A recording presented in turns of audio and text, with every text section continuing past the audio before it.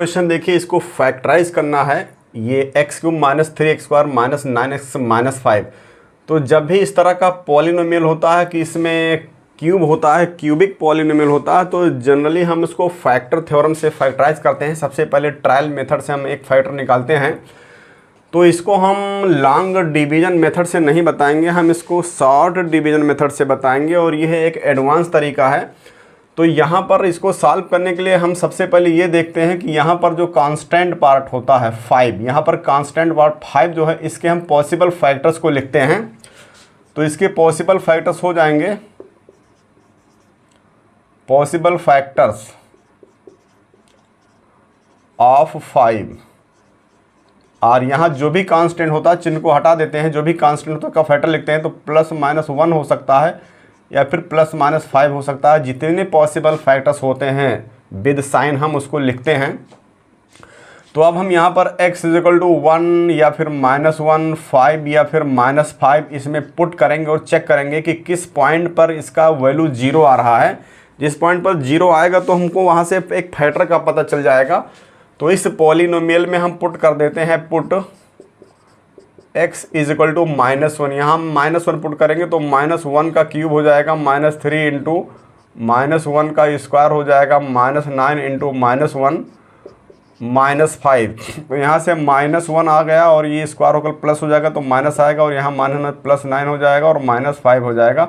तो -5 -3 -1 ये -9 होता है, +9 होता है = 0। तो ये 0 आ गया। अब जब ये 0 आता है तो हम इस -1 को लेफ्ट में रखेंगे तो ये इधर आएगा, तो ये x+1 हो जाएगा। तो हम यहाँ लिखते हैं देयरफॉर x+1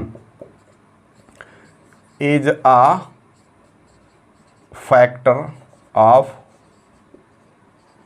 गिवन पॉलिनोमियल। तो इस तरह से हमने फैक्टर थ्योरम से सबसे पहले एक फैक्टर का पता लगा लिया कि x+1 जो है इस पॉलिनोमियल का एक फैक्टर है। अब लॉन्ग डिवीजन मेथड ये है कि x+1 से हम इसको डिवाइड करते हैं, फिर क्वोशिएंट में जो कुछ भी आता है हमको एक क्वाड्रेटिक पॉलिनोमियल मिलता है, फिर उसको हम फैक्टराइज कर लेते हैं और हमारा आंसर आ जाता है। लेकिन हम लॉन्ग डिवीजन मेथड से नहीं करेंगे, हम इससे इसको पूरी तरह डिवाइड नहीं करेंगे। हम यहाँ पर एक एडवांस तरीका लगाते हैं। देखिए हम इसको कैसे सॉल्व करते हैं। तो यहाँ पर हम इस पॉलिनोमियल को लिखते हैं x³ - 3x स्क्वायर -9x -5। हमने इस पॉलिनोमियल को लिखा = तो इस पॉलिनोमियल का जो पहला टर्म होता है इसको हम ऐसे ही लिख देते हैं x³।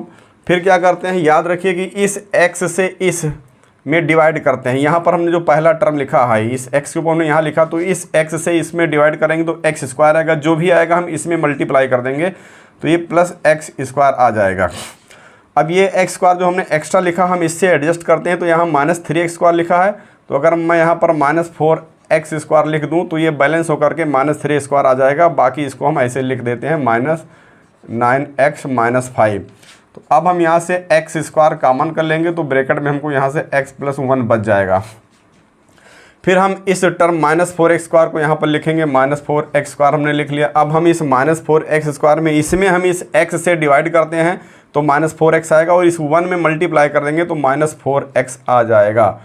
और इस -4x को हमने लिखा तो इस -9x से एडजस्ट करेंगे। तो अगर हम यहाँ पर -5x लिख दूँ तो ये -4 -5 मिलकर -9x हो जाता है और -5 को हम इसको ऐसे लिख लेते हैं।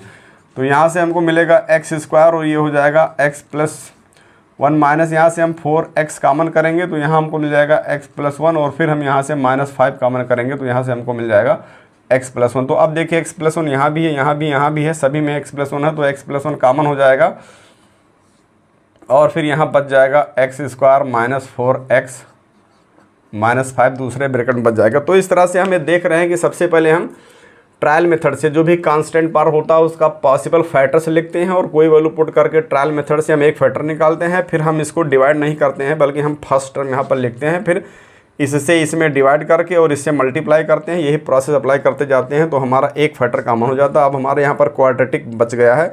अब हम इसको फैक्टराइज कर लेंगे।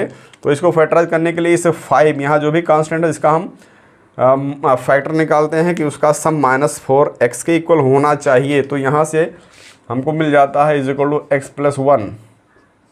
तो इस x² को हम ऐसे लिखते हैं -4x को हम -5x प्लस एक्स लिख देते हैं और -5 को हम ऐसे ही लिख देंगे, क्योंकि यहाँ पर -5 और 1 का मल्टीप्लिकेशन -5 आ रहा है और -4 + x -4x आ रहा है, -5 + x -4x आ रहा है, तो ये हो जाएगा x + 1। अब हम यहाँ से x कॉमन करेंगे तो यहाँ बच जाएगा x -5 प्लस यहाँ से 1 कॉमन करेंगे तो x -5 मिलेगा हमको। अब यहाँ से हम x -5 कॉमन कर लेंगे तो x + 1 है, यहाँ से हमने x -5 कॉमन कर लिया तो यहाँ पर x और यहाँ पर 1, तो यहाँ x + 1 बच गया। और इस तरह से एक क्यूबिक पॉलिनोमियल का हमारा 3 फैक्टर आ गया और यही हमारा आंसर हो गया।